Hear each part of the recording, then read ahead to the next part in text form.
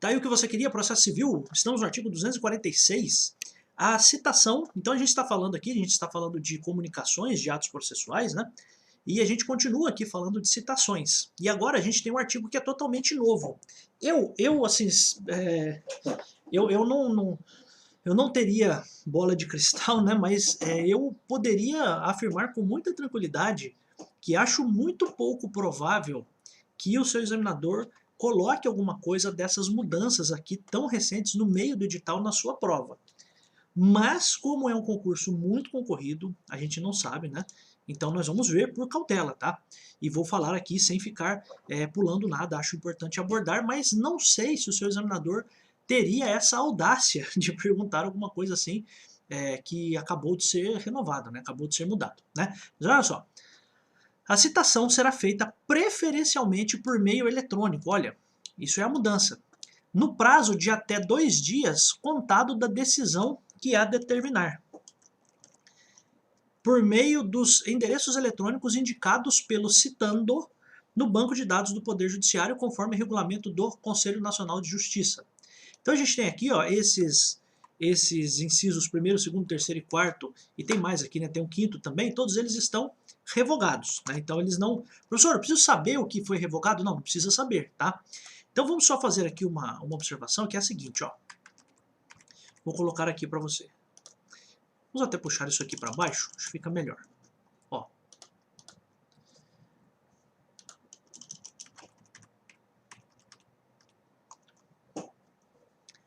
A regra será... A regra será a da citação por meio eletrônico.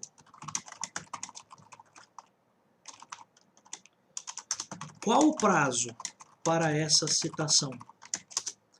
2 dias após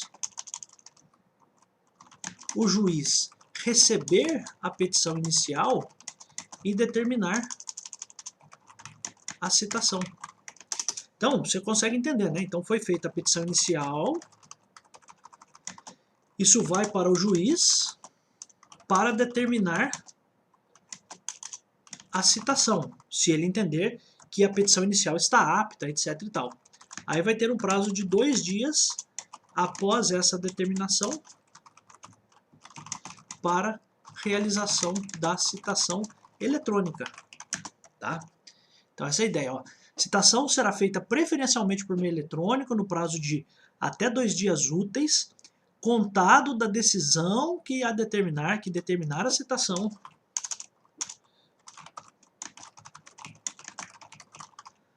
por meio dos endereços eletrônicos indicados pelo citando, pela pessoa que vai ser citada, no banco de dados do Poder Judiciário, conforme regulamento do CNJ. Então a pergunta é a seguinte, acho que a questão relevante aqui é a seguinte, vai ser mandada a citação para qual e-mail?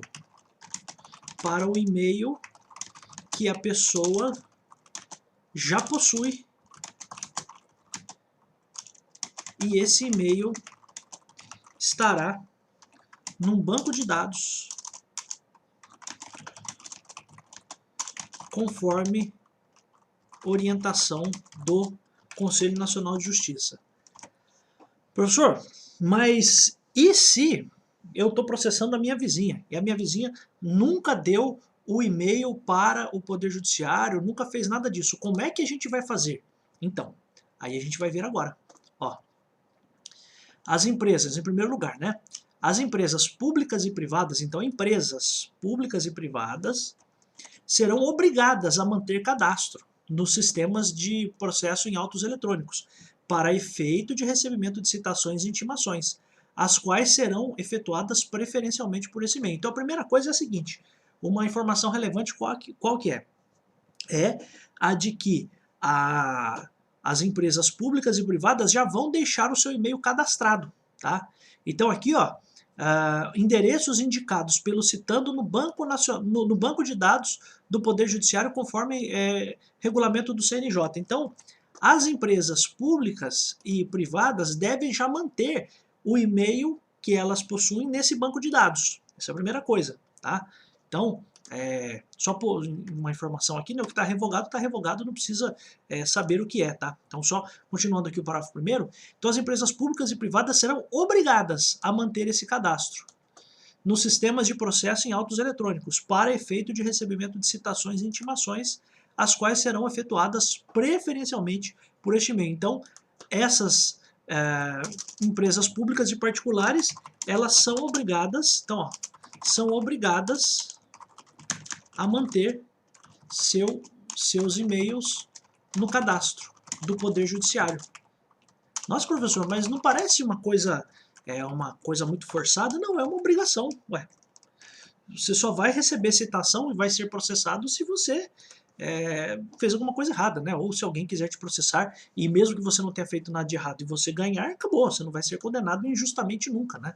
Então, ou pelo menos a ideia é essa, né?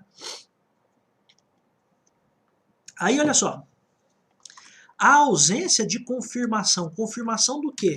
Do recebimento do e-mail em até 3 dias úteis, contados do recebimento da citação, vai implicar a realização da citação pelos meios que a gente já conhecia, pelos correios, por oficial de justiça, por escrivão, chefe da secretaria, se o citando comparecer em cartório, ou por edital. Então, qual a ideia? A pessoa recebeu o e-mail de citação e terá o prazo de 3 dias, de até 3 dias, né? Até 3 dias para confirmar o recebimento. Então essa é a ideia. E se não confirmar esse recebimento do e-mail, aí a citação é feita pelos modos tradicionais, que são o quê? Correios, oficial de justiça, escrivão ou chefe da secretaria e também, se for o caso, por edital, tá? Então, olha só, a regra hoje, portanto, é a citação por meio eletrônico, por e-mail. O juiz despachou a petição inicial, existirá um prazo de até 2 dias para ser feita a citação. Então, a citação será feita preferencialmente por meio eletrônico no prazo de até 2 dias úteis, contados da decisão que determinar a citação. Então, a pessoa fez a petição inicial, essa petição vai para o juiz determinar a citação. Eu vou até colocar aqui, né? Até 2 dias após essa determinação para a realização da citação eletrônica. Beleza. Bateu lá, dentro desses 2 dias, o réu vai ter até 3 dias para confirmar o recebimento dessa citação.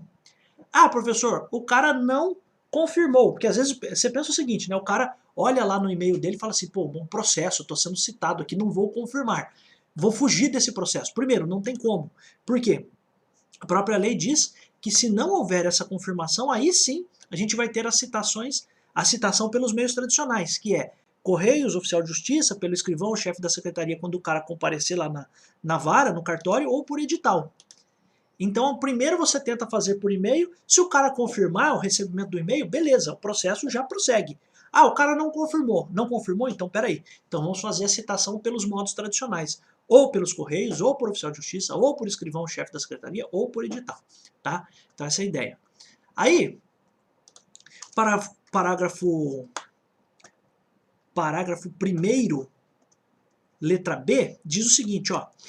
Na primeira oportunidade de falar nos autos, o réu citado nas formas previstas nos incisos 1, 2, 3 e 4 do parágrafo 1º-A, então o cara que foi citado pelos modos tradicionais, deverá apresentar justa causa para a ausência de confirmação do recebimento da citação enviada eletronicamente. Ou seja, olha só para traduzir isso para você, se a pessoa... Vamos até colocar aqui, né?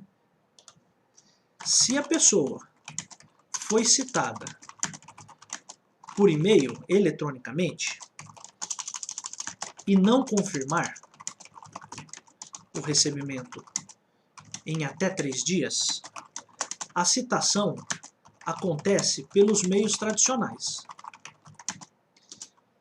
O réu terá que explicar o porquê de não ter confirmado o recebimento do e-mail, tá? Da citação eletrônica. Isso é muito importante. Por quê? Porque senão o cara dá um migué e o cara fala assim, ah, tem lá o e-mail lá, mas não vou confirmar nada, dane-se. Por quê? Porque daí é a justiça que se vire. Então o cara tem que justificar, olha, não consegui ter acesso ao meu e-mail porque eu perdi a senha, porque, sei lá, porque eu estava sem internet, porque eu estava sem computador, porque o meu e-mail mudou e o sistema não atualizou, sei lá, alguma coisa, o cara vai ter que justificar. E aí o parágrafo 1º-C, então isso é o que diz o parágrafo 1º-B. Então na primeira oportunidade de falar nos autos, então na primeira chance que o cara tiver para falar no processo, ele tem que justificar, então deverá apresentar a justa causa para ausência de confirmação do recebimento da citação eletrônica. Então estou traduzindo aqui para você. Se a pessoa foi citada por e-mail, eletronicamente, portanto, não confirmar o recebimento em até 3 dias, a citação acontece pelos meios tradicionais. E o réu, vou até colocar aqui, e o réu terá que explicar o porquê de não ter confirmado o recebimento do e-mail, tá?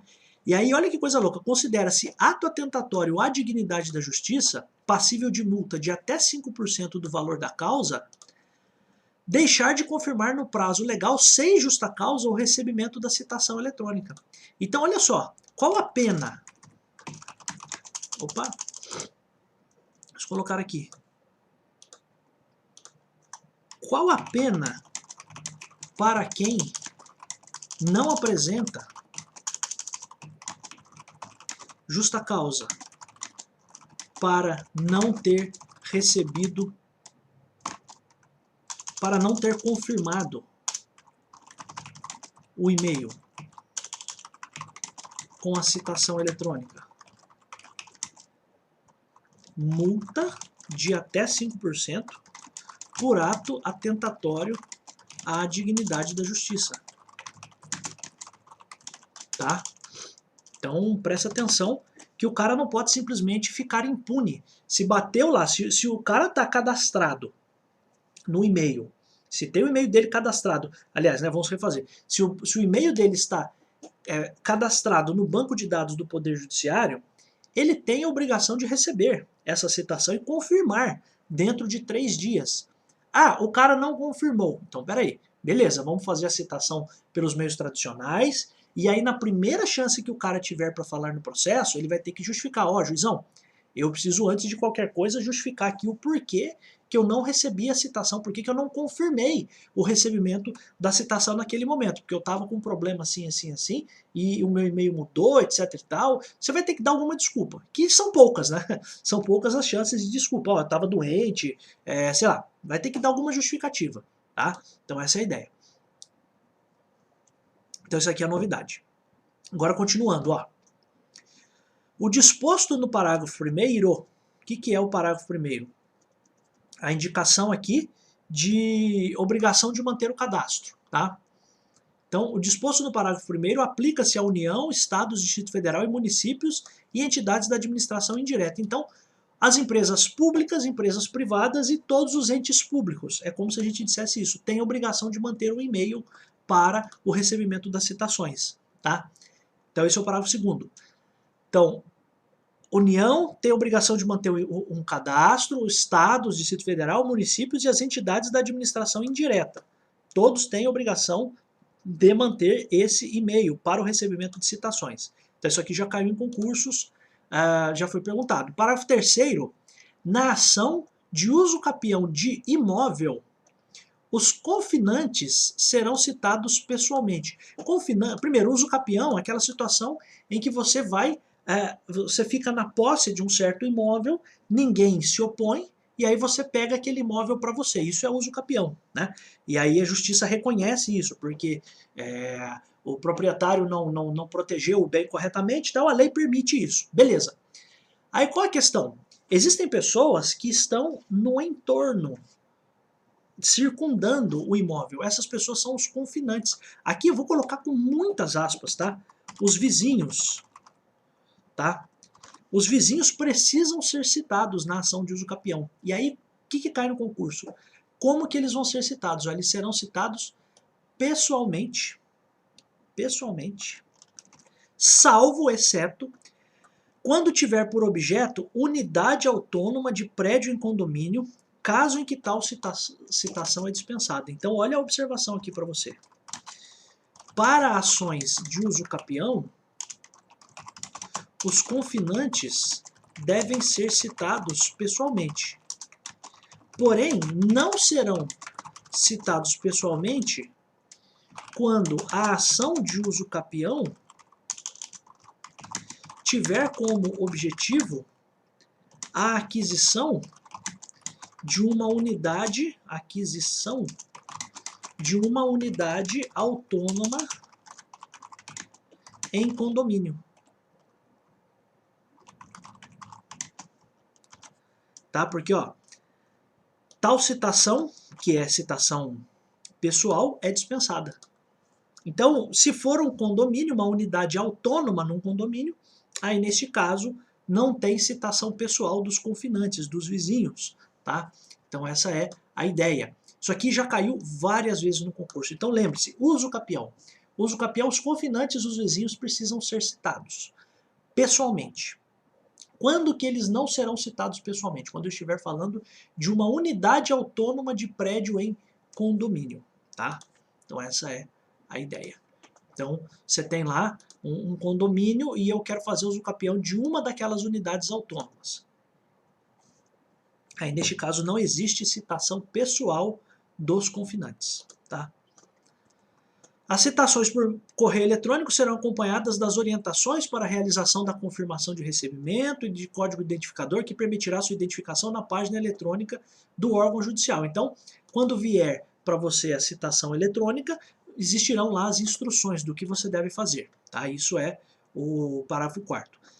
Parágrafo 5º, as microempresas e empresas e pequenas empresas somente se sujeitam ao disposto no parágrafo 1º deste artigo quando não possuírem endereço eletrônico cadastrado no sistema da Rede Nacional de Simplificação do Registro e da Legalização de Empresas e Negócios, REDESIM. Então, olha só, as micro e pequenas empresas somente se sujeitam ao disposto no parágrafo 1º. O que é o parágrafo 1º? O parágrafo 1º é a obrigação de manter o cadastro, né? Então, olha só, vamos até voltar aqui. As microempresas somente se sujeitam à manutenção do cadastro. Então, ó, manutenção do cadastro, elas só vão precisar manter esse cadastro quando elas não possuírem endereço eletrônico nessa REDESIM. Porque senão, quando for fazer a citação, já vão buscar nessa REDESIM, tá? Que é um banco de dados também dessas empresas aqui, microempresas e empresas de pequeno porte, tá? Então, é uma observação aqui, não sei se isso aqui poderia ser perguntado em concurso, né? Então, a microempresa e empresa de pequeno porte já terá seu e-mail na REDESIM. Só será necessário, e isso é suficiente para a citação.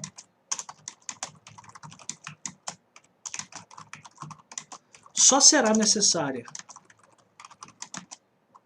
a inclusão de e-mail em banco de dados do TJ, do Poder Judiciário, vamos colocar, se a ME ou EPP não estiverem cadastrados na REDESIM, tá? É isso que o parágrafo aqui está dizendo. As microempresas e as empresas de pequeno porte somente se sujeitam ao disposto no parágrafo 1º de manutenção de cadastro quando não possuírem endereço eletrônico na REDESIM. Então, se elas possuírem endereço eletrônico, elas não são obrigadas também a fazer um cadastro no Tribunal de Justiça. É isso, tá? Então, ó, microempresa e empresa de pequeno porte já terão, né, acho que é melhor aqui, né, já terão seu e-mail na REDESIM e isso é o suficiente para a citação. Só será necessária a inclusão de e-mail no banco de dados do Poder Judiciário se a empresa de pequeno porte ou microempresa não estiverem cadastrados na REDESIM. Tá? É isso que está aqui no parágrafo 5º. Parágrafo 6º, para fins do parágrafo 5º, né, desse cadastro, da rede SIM e tal, deverá haver compartilhamento de cadastro com o órgão do Poder Judiciário, incluído o endereço eletrônico constante do sistema integrado da rede SIM nos termos da legislação aplicável ao sigilo fiscal e ao tratamento de dados pessoais. Ou seja, não, se a empresa, vou até colocar, né? Se a empresa já estiver cadastrada na rede SIM, os dados serão compartilhados com o Poder Judiciário. Tão simples quanto isso, tá? Não há aqui nenhum segredo, tá? Artigo 247. A citação será feita por meio eletrônico ou pelo correio para qualquer comarca do país, exceto... Então, olha só, a gente agora vai criar aqui, ou vai pelo menos ter contato com uma outra situação, que é a seguinte, ó. Vamos até colocar aqui. As regras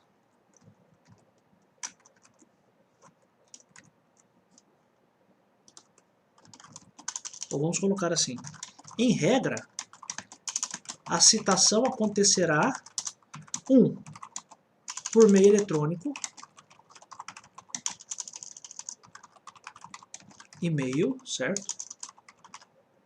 2, se não for feita por e-mail, vou até colocar aqui, se não for feita por e-mail, a forma tradicional será a citação pelo correio, tá? A gente não acabou de ver aqui, ó, que são várias as formas, ó. A ausência de confirmação vai levar à citação pelo correio, por oficial de justiça, pelo escrivão, por edital. Então a regra vai ser, em primeiro lugar, a gente tentar fazer pelos correios, tá? Agora, o que o parágrafo aqui, o que o artigo aqui quer dizer pra gente é uma outra coisa, ó. Então, só pra gente entender aqui. Em regra, a citação vai acontecer por meio eletrônico, por e-mail.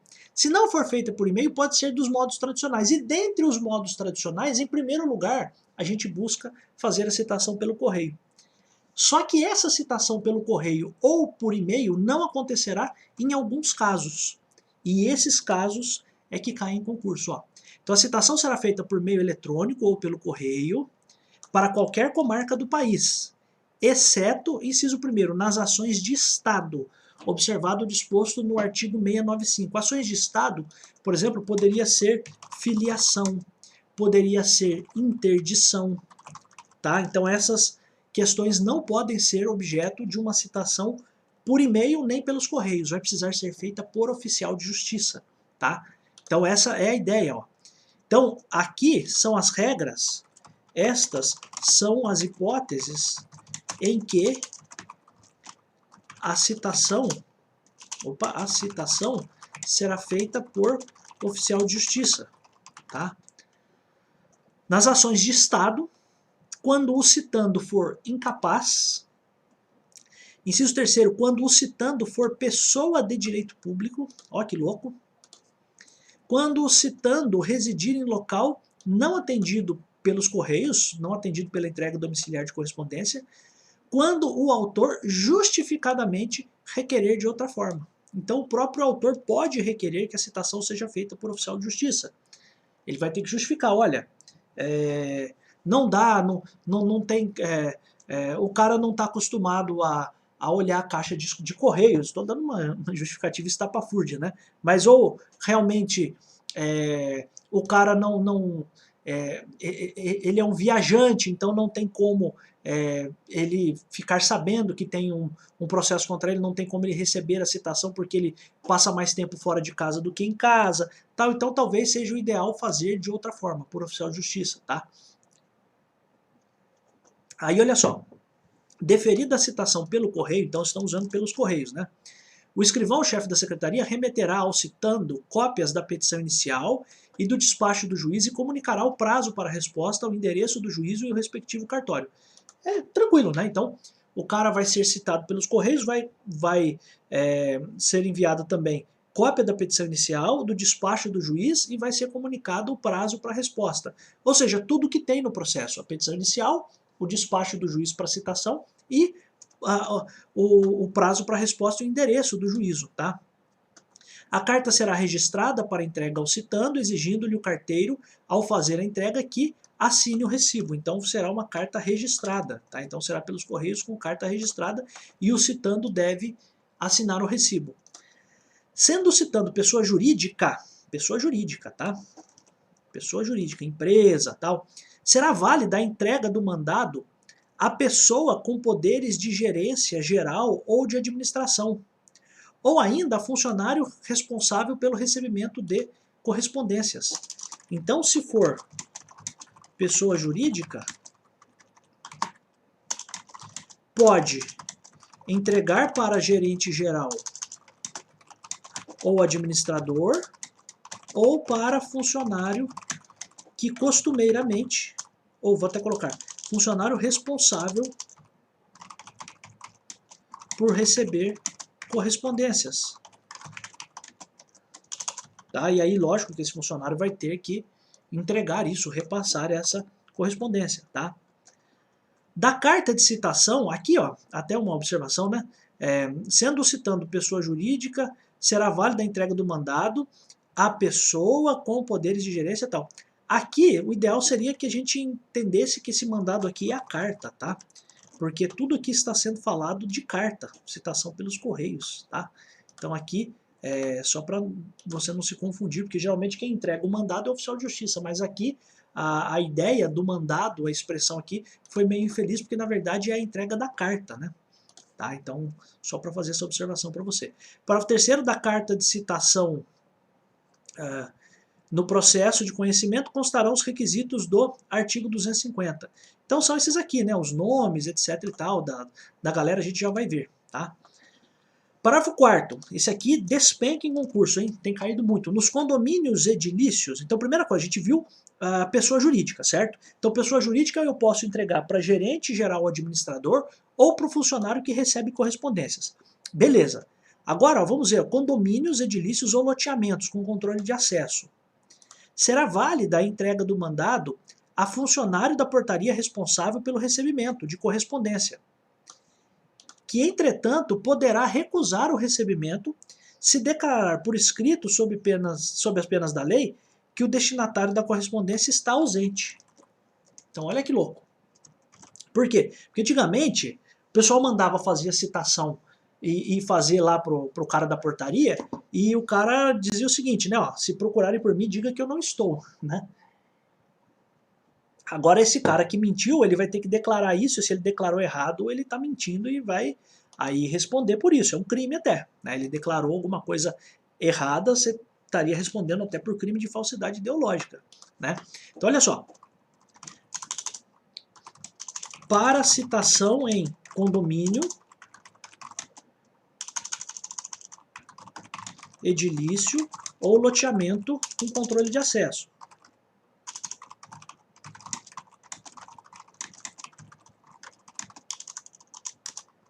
Pode citar por meio do porteiro, funcionário da portaria, ou o porteiro pode se recusar a receber a citação se declarar que a pessoa a ser citada, né, está ausente. Tá? Então, nos condomínios edilícios ou nos loteamentos com controle de acesso, será válida a entrega do mandado ao funcionário da portaria responsável pelo recebimento de correspondência, que, entretanto, poderá recusar o recebimento. Então, o funcionário pode recusar o recebimento se declarar que o destinatário está ausente, mas daí ele responde diante da lei.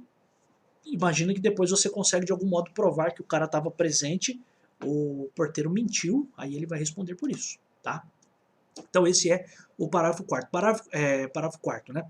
Artigo 249, a citação será feita por meio de oficial de justiça nas hipóteses previstas nesse código e lei, ou quando frustrada a citação pelos correios.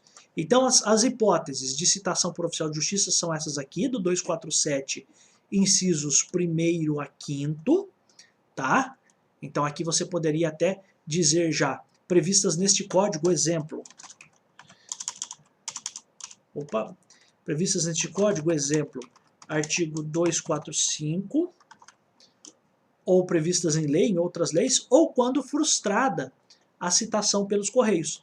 Então tentou fazer a citação do cara pelo correio, o endereço está errado, ou então não existe o endereço, ou não tinha ninguém para receber a carta na casa do cara, ou porventura o porteiro declarou que o cara não está lá no condomínio e no loteamento com controle de acesso, aí você faz pelo oficial de justiça, tá? Então essa é a ideia. Então, ó, citação será feita por meio do oficial de justiça nas hipóteses previstas neste código ou quando frustrada a citação pelos Correios, tá? Aí 250, coisa simples, o que o mandado do oficial de justiça deve ter? O nome do autor, do citando, a finalidade da citação, o prazo para contestar sob pena de revelia ou para embargar a execução, porque a pessoa pode ser citada para fazer os embargos da execução também, né? A gente já viu. A aplicação de sanção para o caso de descumprimento de ordem, se houver esta ordem, né? Se for o caso, intimação do citando para comparecer acompanhado de advogado ou de defensor à audiência de conciliação, de mediação, com indicação do dia e hora, cópia da petição inicial, assinatura do escrivão-chefe da secretaria e a declaração de que subscreve isso por ordem do juiz. Tranquilo, né? O oficial de justiça, ao procurar o citando e onde encontrar, incumbe ao oficial de justiça procurar o citando e onde o encontrar, citá-lo. E aí o que o oficial de justiça faz? Lendo-lhe o mandado, entregando a contrafé é a cópia, né, para ser assinada, o recibo, né? Contrafé esse recibo. Portando por fé se recebeu ou recusou a contrafé. Então, ele vai fazer essa indicação, indicando que a pessoa que vai ser citada aceitou ou recusou a cópia daquela citação, obtendo a nota de ciente ou certificando que o citando não a apôs no mandado. Tá? Tranquilo também, não tem muito segredo aqui. O oficial de justiça vai encontrar o cara e onde encontrar o cara faz a citação, faz a leitura do mandado, entrega a contrafé, faz a comunicação disso para a pessoa, você está sendo processado por isso, assina aqui para mim, e se o cara não quiser assinar, também não tem problema nenhum, ele vai certificar isso, ó, certificando que o citando não a apôs no mandado, se for o caso, né, se o cara eventualmente se recusar a assinar, porque às vezes o oficial de justiça chega lá para citar, o cara chega e fala, não vou assinar coisa nenhuma, não quero saber, isso aqui não é isso mesmo, que o cara quer brigar com o oficial de justiça, não precisa, né, não vou assinar nada, tá bom, o oficial de justiça fala, tá bom, não tem estresse não quer assinar, problema seu, tá, você tá citado do mesmo jeito que eu estou entregando para você, tá, então essa é a ideia. Aí o 252, a gente está falando da citação por hora certa, ó, vou até colocar aqui para baixo. Também cai bastante em concurso. Ó. Quando por 2 vezes o oficial de justiça, então por 2 vezes, tá? O oficial de justiça houver procurado citando em seu domicílio ou residência sem o encontrar, deverá, havendo suspeita de ocultação, então ele precisa ter essa suspeita de ocultação, intimar qualquer pessoa da família ou em sua falta qualquer vizinho, então intimar qualquer pessoa da sua família ou em sua falta qualquer vizinho, de que no dia útil imediato voltará a fim de efetuar a citação na hora que designar. Então, a ideia aqui é a seguinte, ó. Se o oficial de justiça foi 2 vezes para citar e a pessoa não está, se houver suspeita de que ela se oculta, ele, oficial, intimará alguém da família ou um vizinho, dizendo que voltará no dia útil seguinte, no dia útil imediato, e fará a citação na hora X, na hora que ele designar. Então o cara foi lá 2 vezes. Meu, não tem enrolação isso aqui, hein? A pessoa às vezes faz um carnaval com citação por hora certa, é um negócio simples. O oficial de justiça foi lá 2 vezes, não achou o cara. Só que ele suspeita de que o cara está se ocultando. O que ele faz? Ele bate na casa lá, tem alguém na casa, ele diz o seguinte, ó, o fulano que você disse que não tá, né, eu acho que ele tá aí, mas você disse que ele não tá, ó, eu vou voltar amanhã aqui às 15 horas e eu vou fazer a citação, tá? Ou então ele avisa isso pro vizinho, bate lá no vizinho e fala, ó, tô tentando achar o fulano de tal, o cara não abre a porta, não sei se ele tá aí, se não tá. Seguinte, ó, avisa ele para mim de uma coisa, que amanhã eu vou voltar aqui tal horas, 15 horas, por exemplo, tá? Então essa é a ideia, esse é o procedimento. Aí, nos condomínios edilícios ou nos loteamentos com controle de acesso, será válida a intimação a que se refere o caput feita a funcionário da portaria, responsável pelo recebimento da correspondência. Então aqui, o cara da portaria também, ele será intimado disso. Então a pessoa da portaria será intimada pelo oficial de justiça de que ele voltará no dia seguinte, se for dia útil, né, às X horas, tá?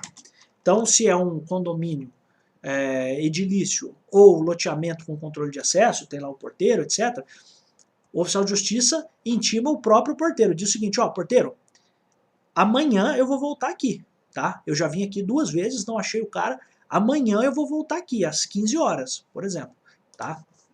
Aí no dia e hora designados, o oficial de justiça, independentemente de novo despacho, isso aqui é o que cai no concurso, porque isso aqui é algo que está nas atribuições do oficial de justiça. Então o oficial de justiça não precisa pedir ordem para o juiz para fazer citação por hora certa. Essa é a informação importante. O oficial de justiça não precisa de ordem do juiz para fazer a citação por hora certa. Então, no dia e hora designados, o oficial de justiça, independentemente de novo despacho, comparecerá ao domicílio ou à residência do citando a fim de realizar a diligência. E se o cara não estiver presente, o oficial de justiça procurará informar-se das razões da ausência, dando por feita a citação, ainda que o citando tenha se ocultado em outra comarca, seção ou subseção judiciárias. Então aqui é uma questão importante que é a seguinte, ó. Se o oficial de justiça voltar para fazer a citação por hora certa e a pessoa não estiver lá, a citação valerá. Ó que coisa! A citação valerá e será dada como feita. Tá? Aí o parágrafo 2º diz assim, a citação com hora certa será efetivada mesmo que a pessoa da família ou vizinho que houver sido intimado esteja ausente, ou, se embora presente, a pessoa da família ou o vizinho se recusar a receber o mandado.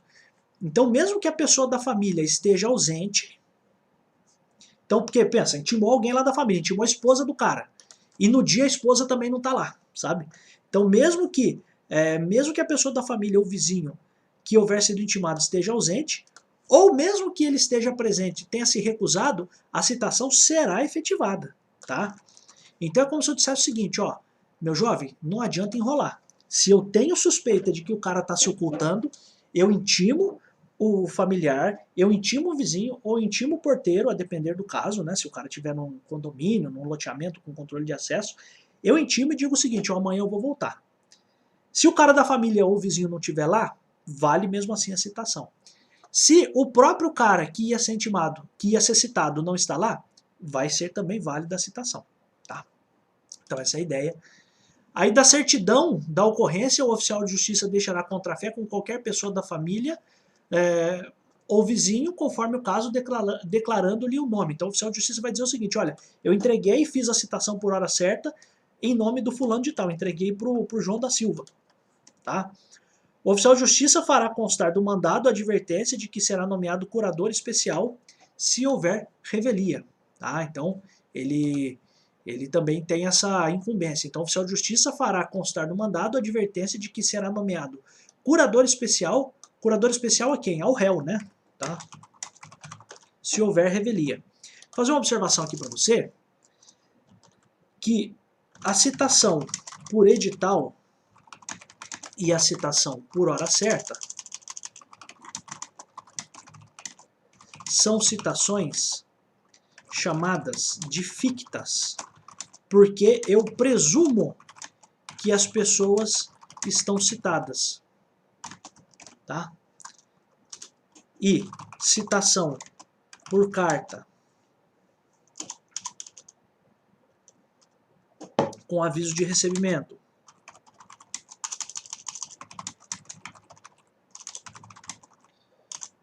Citação por e-mail, eletrônica.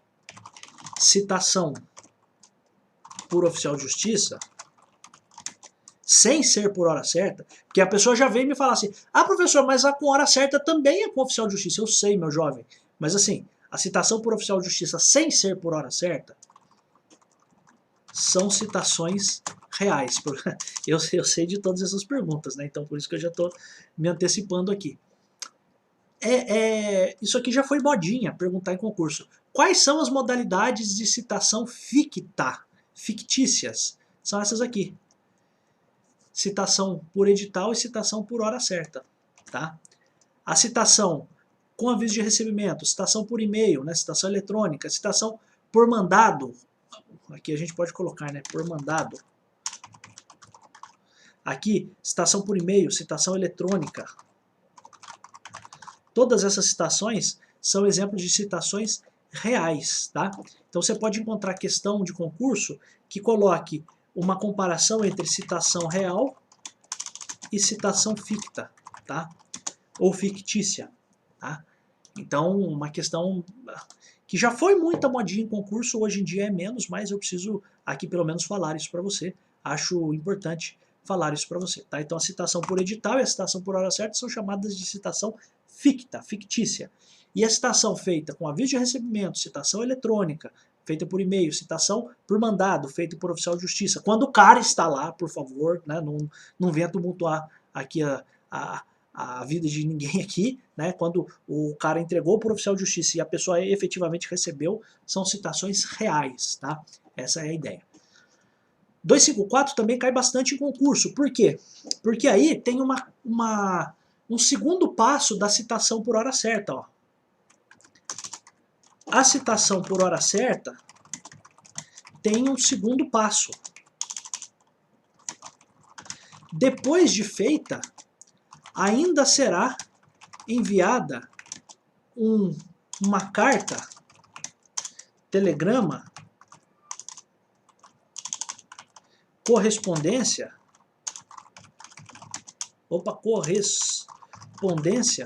ao réu.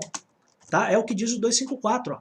Feita a citação por hora certa, o escrivão-chefe da secretaria enviará ao réu executado ou interessado no prazo de 10 dias, contado da data da juntada do mandado aos autos, carta, telegrama, correspondência eletrônica, até está aqui correspondência eletrônica, vamos colocar aqui, carta, telegrama, correspondência eletrônica, dando-lhe de tudo ciência. Então a citação por hora certa tem o segundo passo. Depois de feita, ainda será enviada uma carta, um telegrama, uma correspondência eletrônica ao réu por parte do escrivão-chefe ou chefe da secretaria. Ou chefe de secretaria. Tá? Então essa ideia é importante também. Nas comarcas contíguas de fácil comunicação, contíguas aqui são vizinhas, tá? A gente poderia pensar assim, nas comarcas contíguas ou de fácil comunicação, e nas que se situem na mesma região metropolitana, o oficial de justiça poderá efetuar em qualquer delas citações, intimações, notificações, penhoras e quaisquer outros atos executivos.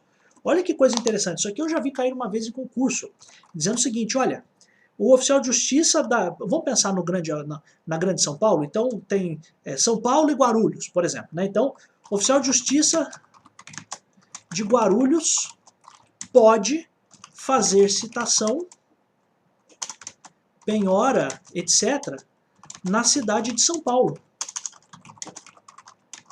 Porque são comarcas contíguas e também são, e neste caso, né, também são da mesma região metropolitana. Tá? Não é que precisa ser as duas, é que neste caso aqui, a gente tem até as duas situações. Né?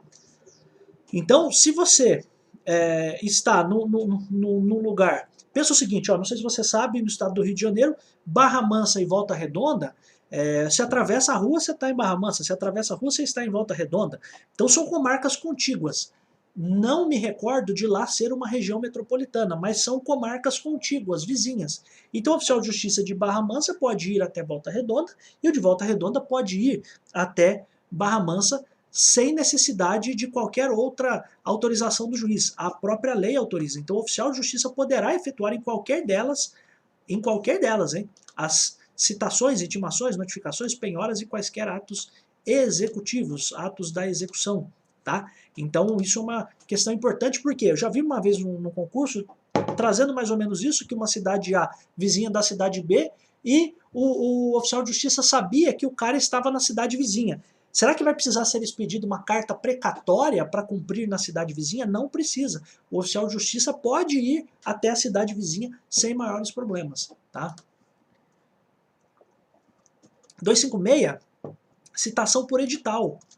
Então a gente viu aqui citação por oficial de justiça, vimos a citação por hora certa, o oficial de justiça vai lá 2 vezes, não acha, tem suspeita de que o cara está se ocultando, intima alguém da família ou intima um vizinho, no outro dia ele volta e considera como feita a citação ali mesmo, sem problemas, mesmo que o cara não esteja presente, mesmo que a família não esteja presente. Depois o escrivão ainda manda uma carta para o cara, beleza, a gente viu tudo isso. E agora a gente vai para a citação por edital. Citação por edital 256, citação por edital será feita quando desconhecido ou incerto o citando. Então eu não sei quem é a pessoa.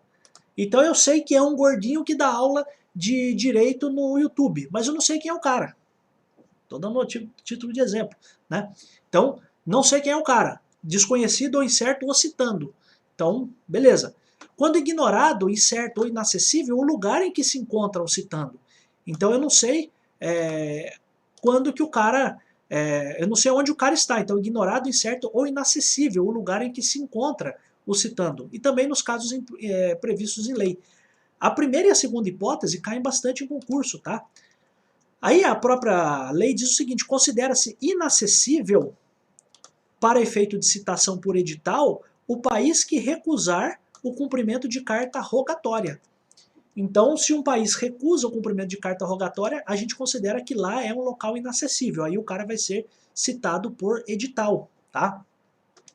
Parágrafo 2º, no caso de ser inacessível o lugar em que se encontrar o réu, a notícia de sua citação será divulgada também pela rádio na comarca onde houver emissora de radiodifusão. Então, no caso de ser inacessível o lugar em que se encontra o réu, a notícia da sua citação, então atenção, atenção, estamos noticiando que fulano de tal está sendo citado por edital. Então veja que louco, né? Então isso vai ser divulgado também na rádio, tá? Olha que coisa louca, né?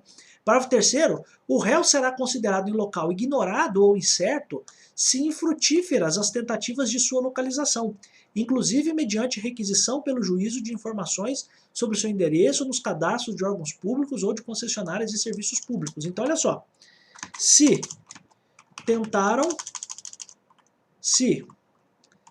tentou-se a localização do réu, até mesmo buscando informações em cadastros de órgãos públicos. Que órgãos públicos são esses? Detran, até você poderia entender SPC, Serasa, sei lá, né? Que são privados, mas têm natureza pública, né?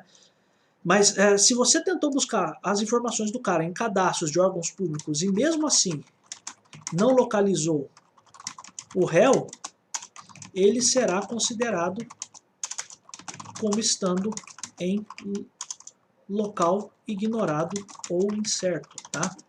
Então aqui, a única coisa que eu acho importante é você fazer a lembrança de que local inacessível também é quando eu sei que o cara... Porque veja só, né?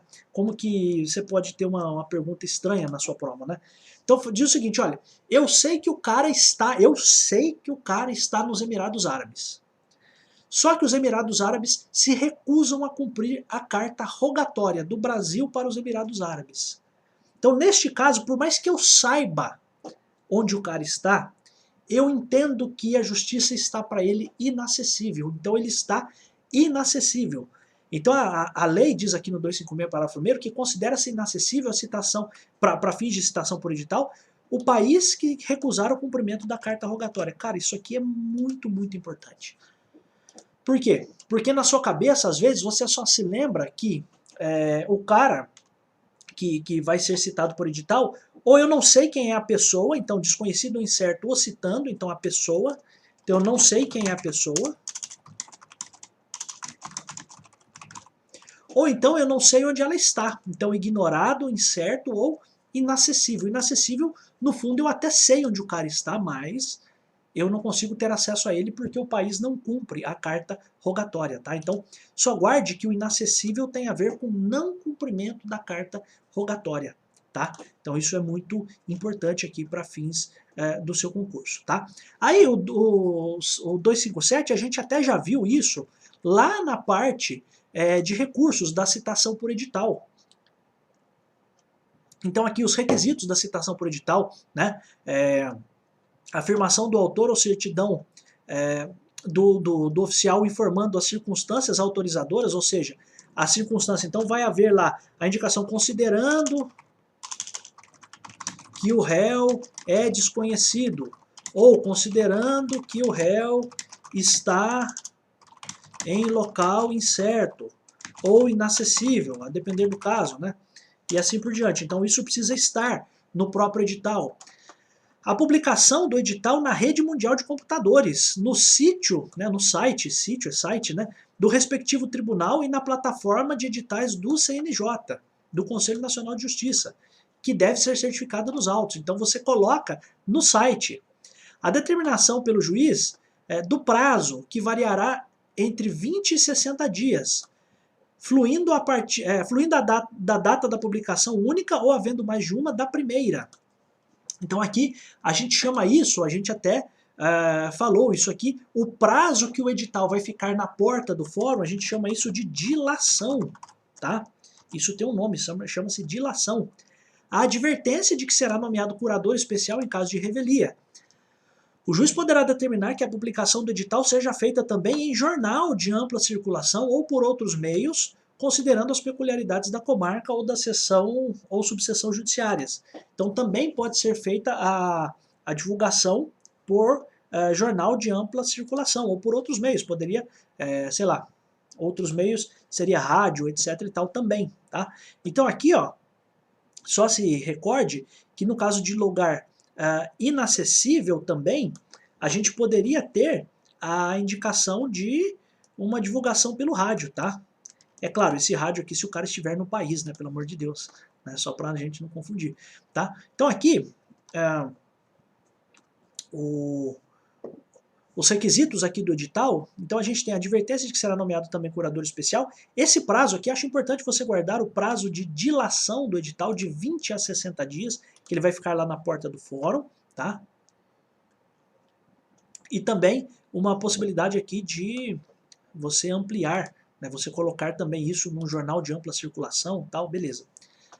A parte que requerer a citação por edital, alegando dolosamente a ocorrência das circunstâncias autorizadoras para sua realização, incorrerá em multa de 5 vezes o salário mínimo. Olha que coisa louca. E a multa será revertida em benefício do citando. Então só se liga numa coisa, né? Aqui, você pensa o seguinte, imagine o prejuízo que alguém pode ter se ele foi citado por edital num processo, só que na verdade é o seguinte, eu sabia qual era o endereço do cara, mas eu disse que eu não sabia só para o cara ser citado por edital e só para o cara ter um curador especial, um advogado do Estado ou a Defensoria Pública, que talvez não conheça exatamente o caso. Veja, quando o cara é citado por edital, a gente tem uma certeza de que o cara, de algum modo, ele está sendo processado sem ele saber, né? Então, a ideia principal qual que é? O juiz até nomeia um curador especial, que é um advogado, tá? Então a gente vai colocar aqui, ó, curador especial é um advogado que vai fazer a defesa dessa pessoa. Só que tem uma coisa, hein? É claro que quando o cara é citado, seja qualquer das formas de citação que realmente aconteçam, né? Quando o cara realmente é citado por uma citação real, ele vai poder buscar o advogado da confiança dele, vai poder trazer os documentos, vai poder trazer a versão dele, vai ser ouvido, etc e tal.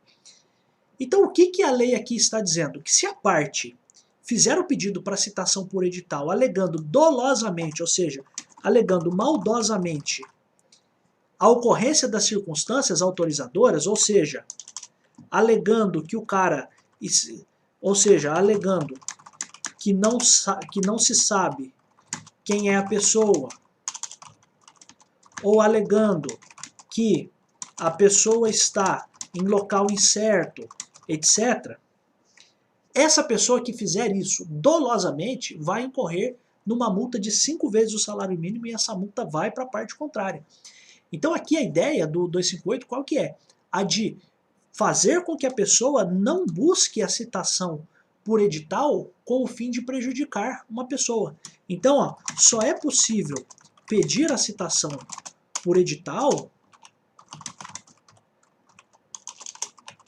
de alguém se eu realmente não sei quem é a pessoa ou se eu realmente não sei onde ela está. Ou se realmente ela está em local inacessível. Tá? Se eu alegar, vou até colocar assim, se eu mentir sobre estas circunstâncias, serei punido. Circunstâncias, serei punido. Tá? Então se liga nisso. Por quê? E punido com o quê? Com multa de 5 vezes o salário mínimo, tá? Que será revertido à parte contrária. Então, qual a ideia? Você só tem que fazer a citação por edital se realmente você não sabe quem é a pessoa, ou se realmente o cara está em local inacessível, está no local incerto. Por quê? Porque quando você cita uma pessoa por edital, o cara tem um prejuízo muito grande na sua defesa. Então, se eu faço isso só para sacanear o cara, eu vou ser punido por isso, tá? Esse é o 258. Ó, 259, só pra gente terminar aqui, eu acho que eu vou continuar tudo, hein? Vocês que lutem, né? Eu acho que eu vou continuar tudo já. Ó. Serão publicados editais quando? Isso aqui cai, hein? Na ação de uso capião de imóvel. Na ação de recuperação ou substituição de título ao portador. Título ao portador é cheque, por exemplo, tá? Então o cara perdeu o cheque, né? E aí ele vai substituir ou recuperar o cheque. Então isso é feito uma publicação de um edital. E em qualquer ação em que seja necessária por determinação legal, a provocação para a participação no processo de interessados incertos e desconhecidos. Então você tem algumas ações em que isso acontece, por exemplo, na ação civil pública, tá? Que não cai aqui pra gente, mas qual é que mais cai no concurso? Esse inciso primeiro aqui, cara. Isso aqui cai muito no concurso. Então eu quero fazer uma observação aqui para você. Ó. Observação. 2 coisas sobre o uso capião. Citação pessoal dos confinantes. Lembra-se que a gente já viu, certo? Salvo condomínios. Vou até colocar assim. Salvo unidade autônoma. Salvo o caso, né? Melhor colocar assim. Salvo o caso de unidade autônoma em condomínio.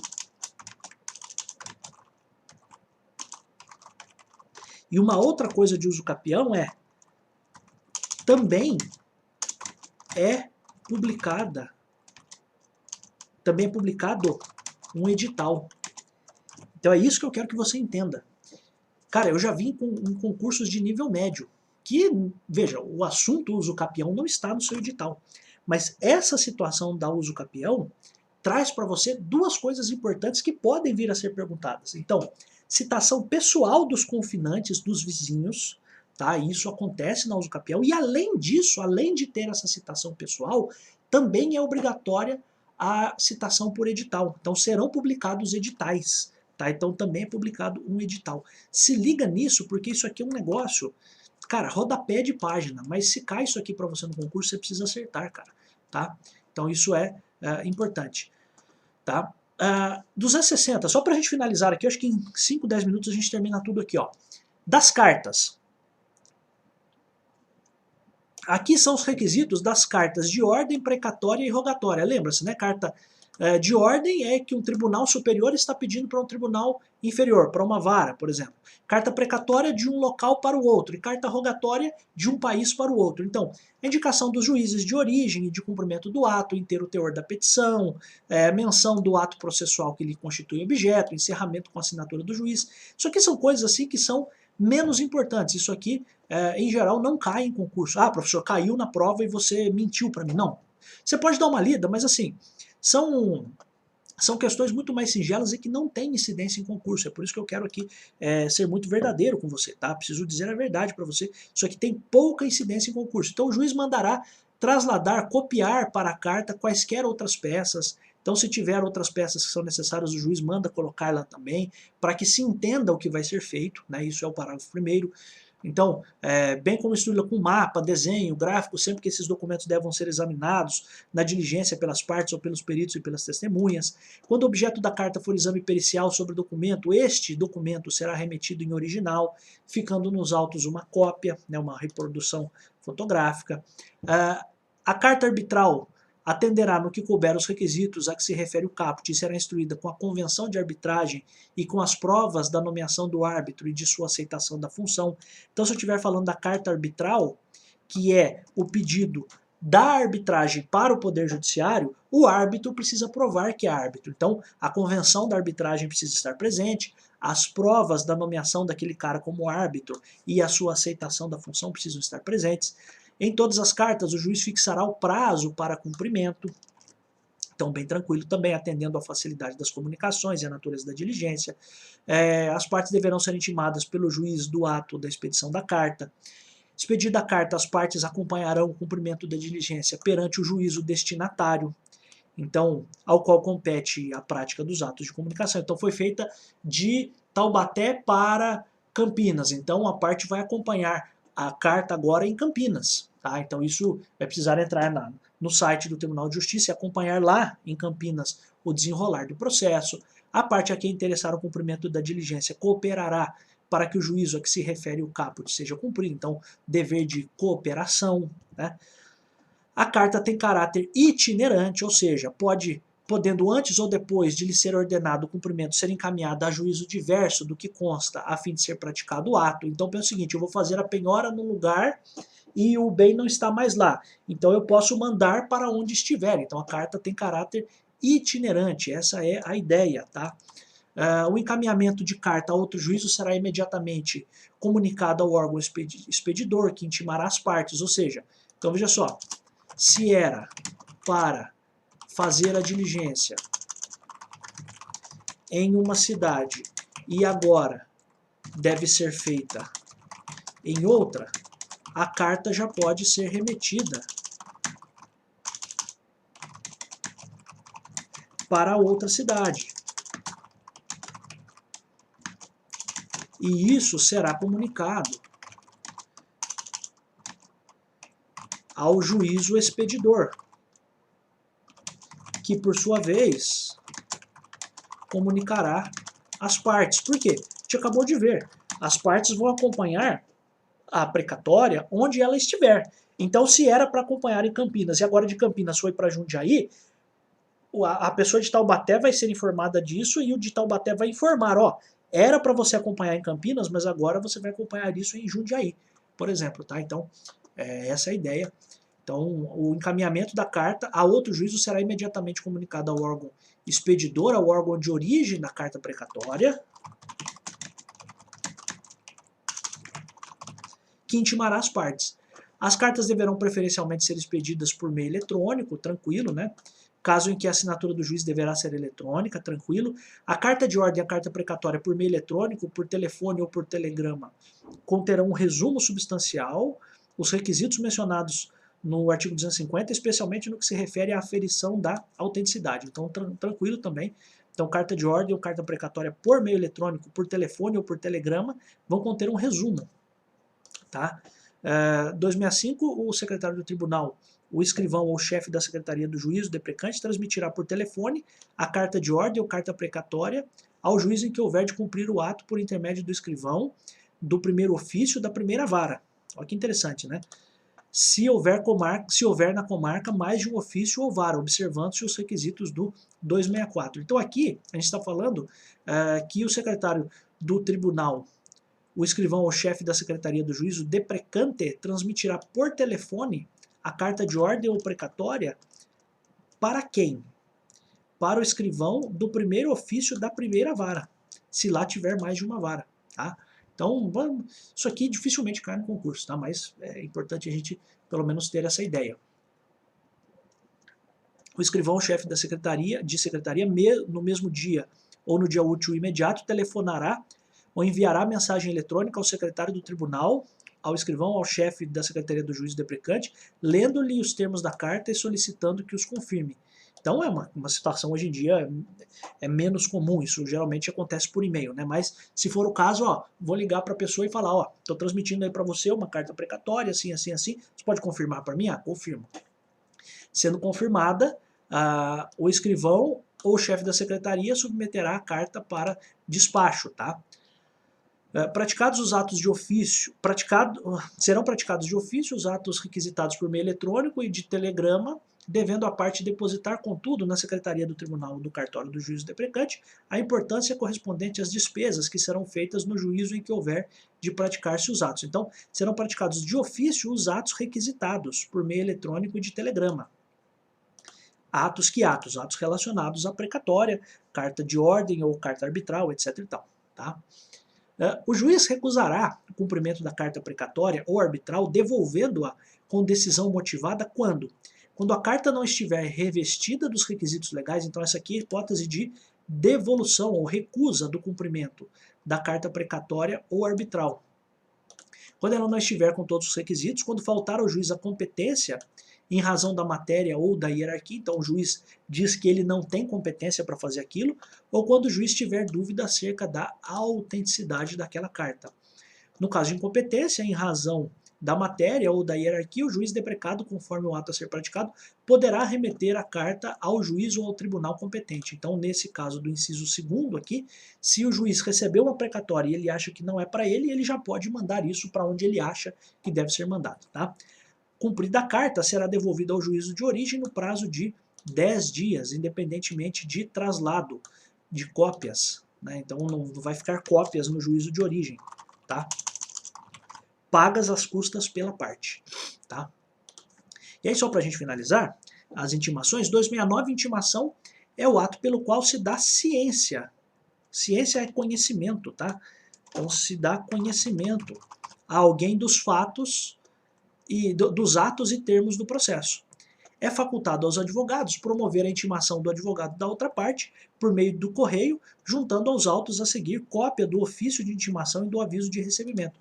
Então o advogado pode promover a intimação de outro advogado da parte por meio de correio, juntando no processo a cópia da intimação e o aviso de recebimento. Isso aqui é novidade, tá? Isso aqui não tinha exatamente desse jeito no código anterior. Isso aqui já caiu várias vezes em concurso.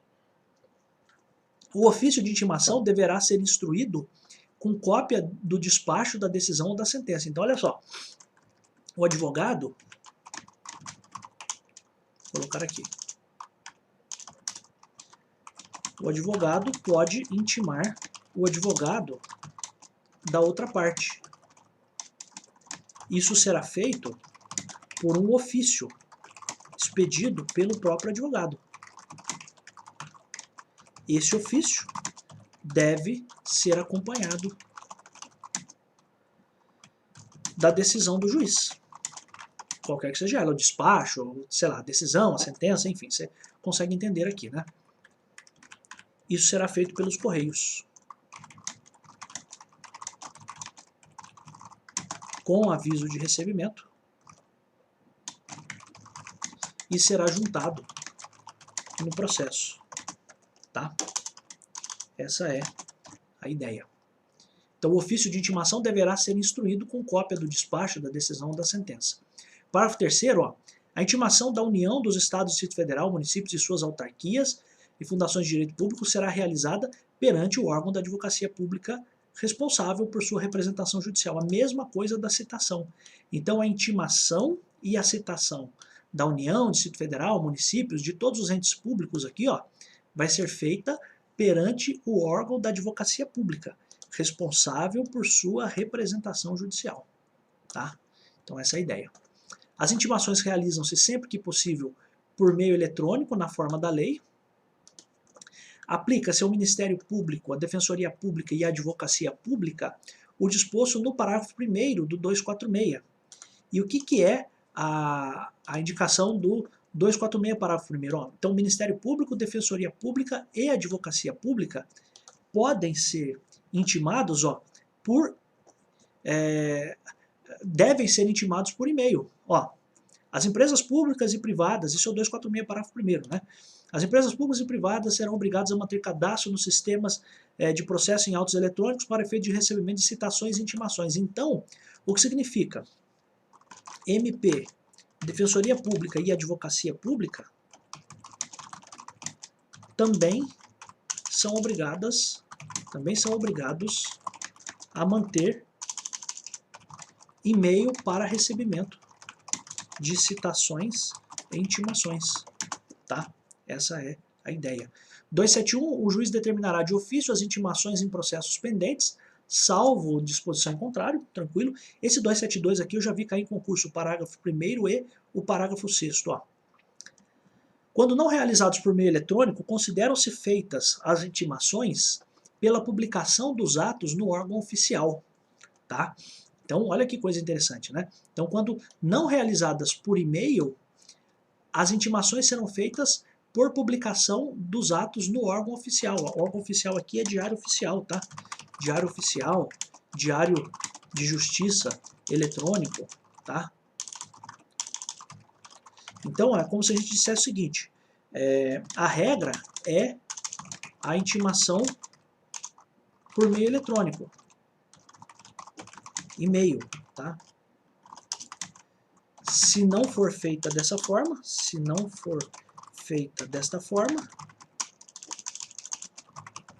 a intimação será por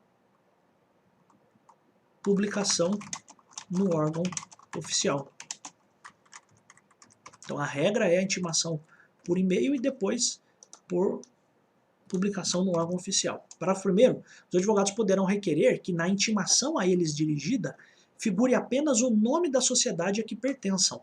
Então você sabe que tem advogado que atua sozinho e tem advogado que atua em nome de uma sociedade. Então ele pode pedir no processo que as intimações saiam em nome da sociedade de advogados, desde que, claro, essa sociedade esteja devidamente inscrita na OAB. Tá? Sob pena de nulidade, é indispensável que na publicação constem os nomes das partes e seus advogados, tá? Com o respectivo número de inscrição na OAB ou, se assim requerido, o nome da sociedade. Então precisa constar o que foi pedido. Então, se foi pedido para que seja feita a intimação em nome da sociedade, precisa constar lá o nome da sociedade e o número da inscrição daquela sociedade, tá?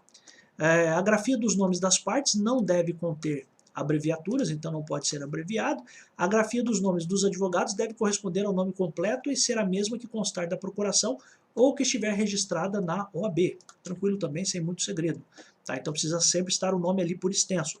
Constando dos autos pedido expresso para que as comunicações dos atos processuais sejam feitas em nome dos advogados indicados, o seu desatendimento implicará nulidade. Então aqui é a mesma coisa, ó.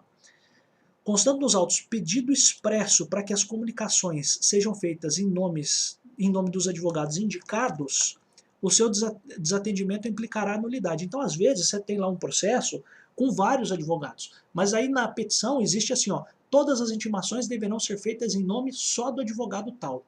Eu já vi vários casos assim, então o que acontece é que precisa sair a intimação em nome daquele advogado que foi indicado, tá?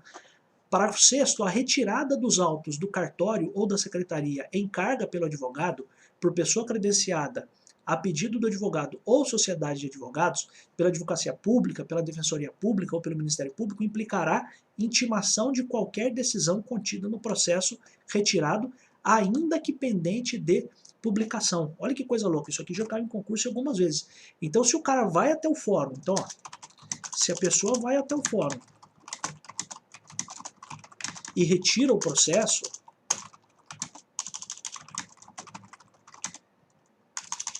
presume-se que a pessoa está intimada do ato, ainda que este ato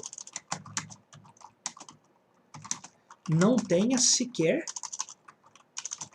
sido enviado para publicação, tá? Então por isso você tem que tomar cuidado também, advogado, tomar cuidado de ficar indo no fórum retirar processo, porque se o cara retirou o processo, ó, retirada dos autos do cartório ou da secretaria em carga pelo advogado, por pessoa credenciada, pela sociedade de advogados, por qualquer das pessoas aqui que atuam no processo, o cara retirou o processo do cartório, presume-se que o cara está intimado, tá? O advogado, sociedade de advogados deverão requerer o respectivo credenciamento para a retirada dos autos por preposto. Então, por exemplo, o estagiário que pode ir lá retirar o processo, tal, tá tudo bem. A parte arguirá nulidade da intimação em capítulo preliminar do próprio ato que lhe caiba praticar, a qual será tido por tempestivo se o vício for reconhecido. Então, veja só, se houve algum equívoco na intimação, a parte tem que alegar essa nulidade de intimação num capítulo preliminar, de imediato. Né? A primeira coisa que a pessoa vai alegar na petição vai ser que a intimação foi nula. Tá? Então essa é a ideia. Aí olha só, o 273, a gente já pode passar aqui para o 273. Se inviável a intimação por meio eletrônico e não houver na localidade publicação em órgão oficial, incumbirá o escrivão ou chefe da secretaria intimar de todos os atos do processo os advogados das partes. Em primeiro lugar, pessoalmente, se tiverem domicílio na sede do juízo, então vai ser feita a intimação pessoal, ou por carta registrada com aviso de recebimento quando forem domiciliados fora do juízo. Então, se não dá, então se inviável a intimação por meio eletrônico e não tem órgão oficial de publicação naquele local, o escrivão, chefe da secretaria, vai ficar responsável por fazer a intimação como pessoalmente, se as pessoas moram ali na sede do juízo, ou por carta registrada, tá? 274, isso aqui caiu também, hein, em concurso. Não dispondo a lei de outro modo, as intimações serão feitas às partes, aos seus representantes legais, aos advogados e aos demais sujeitos do processo, pelo correio ou, se presentes em cartório, diretamente pelo escrivão ou chefe da secretaria, tá? Então essa é a ideia. Se a lei não dispuser, não é se a lei não dispor, tá? Se a lei não dispuser de outro modo, as intimações serão feitas às partes, aos representantes legais e aos advogados e demais sujeitos do processo, pelo correio ou, se presentes em cartório, pelo escrivão ou chefe da secretaria. Presume-se válidas as intimações dirigidas ao endereço constante dos autos, ainda que não recebidas pessoalmente pelo interessado, se a modificação temporária ou definitiva não tiver sido comunicada ao juízo, fluindo os prazos a partir da juntada aos autos do comprovante de entrega da correspondência no primitivo endereço, então no primeiro endereço. Então aqui a gente tem um dever, a parte tem o dever de comunicar ao juízo que mudou de endereço. Se isso não acontecer, se essa comunicação não acontecer, corre-se o risco de ser enviada uma intimação para a sua residência e ela ser presumida como tendo sido realizada. Tá? Então essa é a ideia. O 275, aqui a intimação será feita por oficial de justiça quando frustrada a realização por meio eletrônico ou pelos correios. Tá? E aqui tem os requisitos da intimação. A intimação deve conter a indicação do lugar, descrição da pessoa a ser intimada, etc. Enfim, coisas básicas, né? Qualificações aqui da pessoa que vai ser intimada, a declaração de entrega da contrafé e a nota de ciente ou certidão de que o interessado não a apôs no mandado, e caso necessário a intimação poderá ser efetuada por hora certa ou por edital. Então aqui, intimação por hora certa, quando a pessoa se ocultar. Então a mesma ideia, intimação por edital para o caso de pessoa desconhecida, local incerto ou inacessível. Tá? Então tudo que se aplica para a citação por hora certa também se aplica para a intimação por hora certa, e a mesma coisa que se aplica para a citação por edital se aplica também à intimação por edital. bastante coisa, mas acho muito importante que a gente veja tudo isso. Preste atenção em alguns prazos, o prazo lá de efetivação da citação, etc., né? A citação efetivamente acontecendo, né? Aquele prazo lá de 45 dias que a gente viu, e além disso, preste atenção nessa necessidade do cadastro, tá? Do cadastro, da manutenção de um cadastro de e-mails, isso é uma coisa nova, então se o seu examinador quiser perguntar alguma coisa sobre isso para você, acho muito importante que você se lembre disso. Então aqui a gente acaba todo o Código de Processo Civil. Para o concurso a gente ainda vai ver uma parte do Juizado Especial Civil e uma parte do Juizado Especial da Fazenda Pública. Fico muito feliz por estar aqui, agradeço todo mundo que está aqui, a todo mundo que curte, que comenta, que compartilha. Eu volto em tantos outros vídeos, sim, porque eu adoro estar aqui.